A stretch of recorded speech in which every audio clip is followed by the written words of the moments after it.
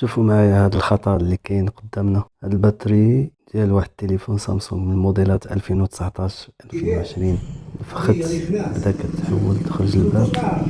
الطريقه ملي كتوصل لمرحله الانتفاخ كتولي قنبله، بحال القنبله يعني تقدر ترضق.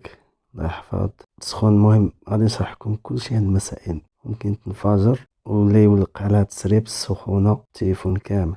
واش واعيين علاش كيوقع هذا المشكل التليفون كامل؟ واش واعيين علاش كيوقع هذا المشكل؟ اغلب المرات كيكون من كثرة الاستعمال تاع لا شارج.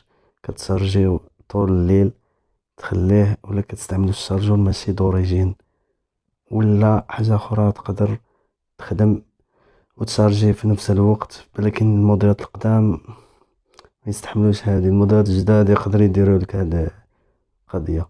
الحل سهل. اول ما تلاحظ الباب بدات تخرج تنفخ كيبان لك فرق، خصك توقف الاستعمال ديالو. خصك توقف وتمشي. من الأحسن تبدل هاد لابياس عند شي تقني، سينو غادي يقدر تعرض للخطر، السخونة وبزاف